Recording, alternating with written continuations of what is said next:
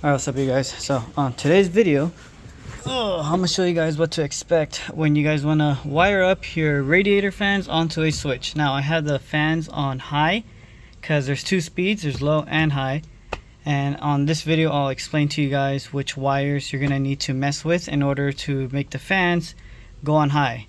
So I already went ahead, wired everything up. Those are the fans, and now for this switch I have the USB port onto the switch so I could control the power whenever I want to turn it on. So that turns on, and yes, my battery is bad, but I'll get a new battery another day. I don't really drive the car. Now you are gonna have to remove the passenger fender and just show you guys real quick how everything was routed. I got the power wires right here. The wiring looks like this. For the radiator fans, I got everything tucked up right here, but yeah, also I did say in the video I was gonna connect the cooling gauge, but I ran out of time, so I'm gonna do that in the next video, so stay tuned for that. But other than that, enjoy the video. At first I only had the blue wires to power and the black wires to ground. That was on low. Right now I have the blue wire and the green wire together straight to power, and the ground, obviously black goes to ground, but the yellow one, you're also going to put it to the ground, and listen to the difference.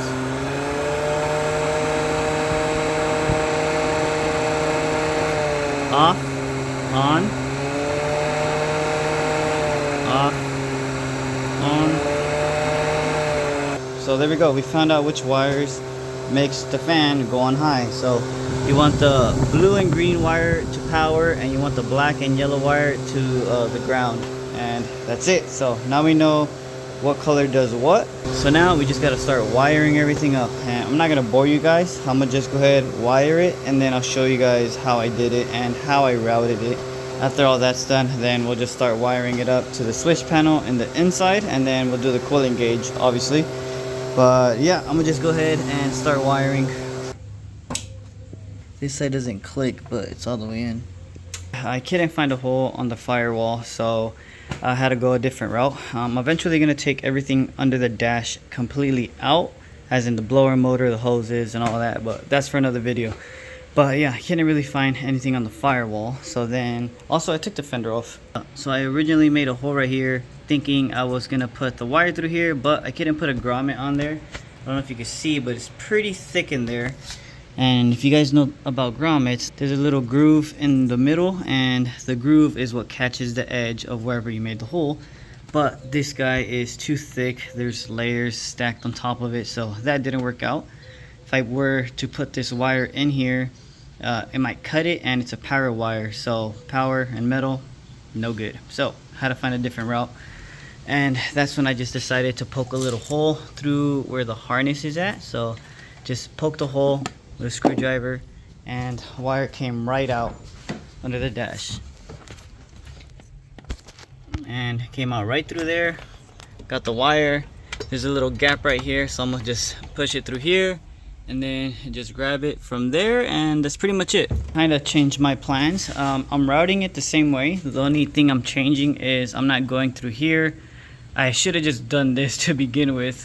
This is way more simple instead of just having to go through these little holes. I don't know why I thought that was gonna be a good idea, but yeah, this is the way I'm routing it. So all this is staying the same, everything inside is staying the same. The only thing that changed was instead of going through here, I just went straight from there up and in. So that's pretty much it. I'm very bad at explaining, you guys, I'm sorry.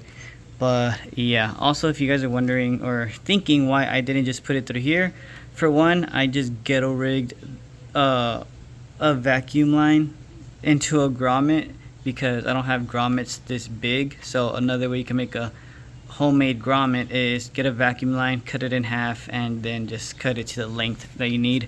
But this side would have been okay, but for the back side there's nothing. And again, this is a power wire. Last thing I need is for it to be cut and exposed to metal. So yeah, that's why I went this route, and I left some play, so this guy's always gonna stay in the middle no matter where you move it, staying in the middle, because this side is tight. So this is good. This section I left a little bit of play, just so it's not completely tight onto the chassis. So left some play right there.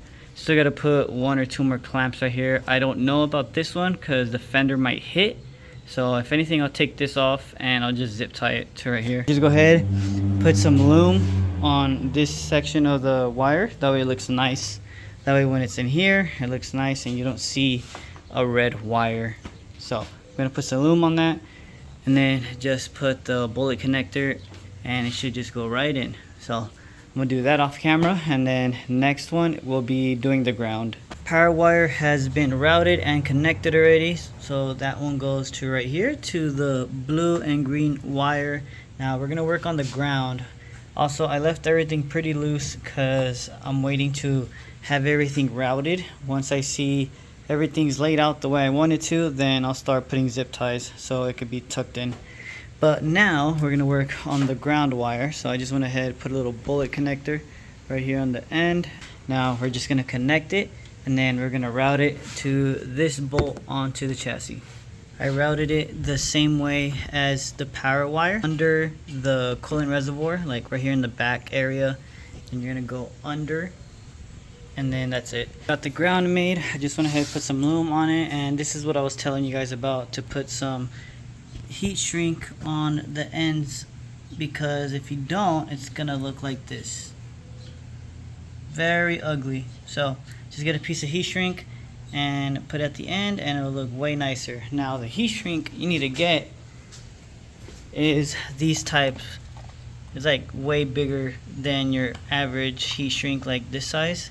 This is what you'll find at Harbor Freight. I don't think they sell some this thick. They do have some thick ones, but not as big as these ones. So I got this kit off of Amazon. I put the link in the description in case you guys want it, but I got all this off of Amazon, from all the connectors, the heat shrink, the other connectors, the 10 gauge wire, the bullet connectors.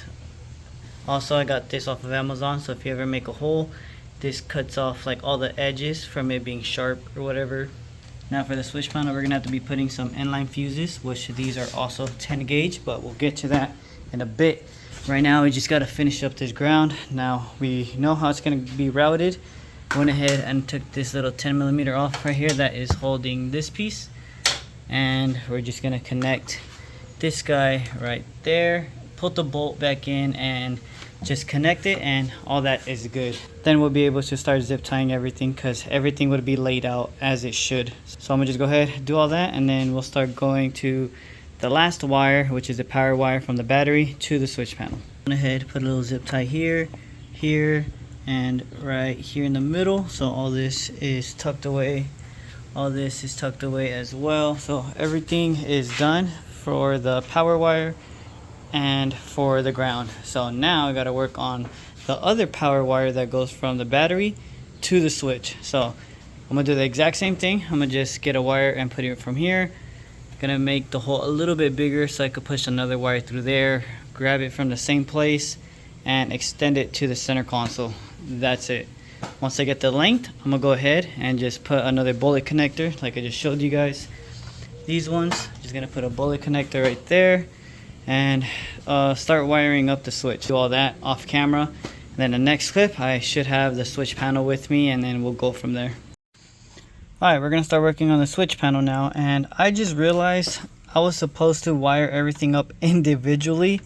That way I can control one fan with one switch, and then the other fan I can control with the other switch. But the way I wired up everything is 2 fans to 1 switch. But oh well, if you were to want to do individual, you would do everything I just showed you, but you wouldn't put the fans together. You would just do it individually.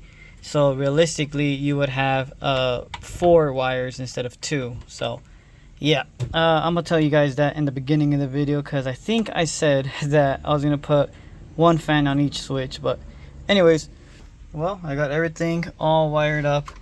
Looks a little bit complicated if you don't really know about wiring, but it's pretty simple. So I'm gonna just explain it real quick. The USB port, positive and negative. So we got the ground going to a random bolt on the chassis. So you can either put it right here which there's already a ground, or you could just put it right here. But since there's a ground right here already, I'm gonna just go ahead, put it right there. So this is done. Now the power wire for the USB port goes in the bottom.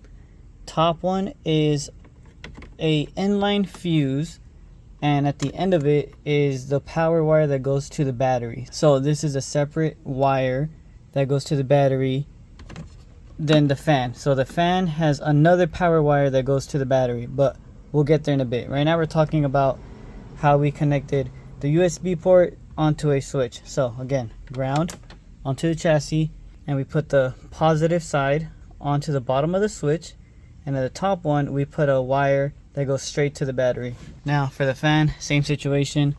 Bottom one is the positive wire from the fans. Top wire is the power wire that goes to the battery. So it's pretty simple, you guys. Hopefully I explained that pretty well, because I suck at explaining. But yeah, I'm gonna just clean up all this mess, connect this ground onto right there, and then oh, also I gotta put fuses because it didn't come with fuses. So I gotta go get some fuses, put them in, and see if they turn on. Still want to do this right now, but it's too fucking hot to do it. And I got this one off of Amazon. It looks like an AEM gauge when it's like lit up, so that's why I got it. Does it work? I don't know, but we're about to find out. But that's for the next video. I'm also taking the thermostat out of the motor because, again, I'm in Arizona. It gets super hot here. I don't need no damn thermostat. So I'm gonna just clean this up, connect this, and I'll get back to you guys. Got everything all zip tied down. I went ahead, put the ground right here. That side was a little too hard to get that bolt out, so I just put it on this side. See if I could put this on with one hand. There we go. Just gotta put these 2 screws and we're good. I already went ahead, put everything back together, put the fender on, put this section on, but that's pretty much it. I just gotta put that guy back on and we're done. But it's pretty much it for this video. Stay tuned for the next video because I am going to be putting the cooling gauge. I'm going to have to cut the radiator hose, put that little adapter, put the sensor that goes there. Also taking off the thermostat, so stay tuned. Also give this video a like, subscribe, and I'll see you guys in the next one.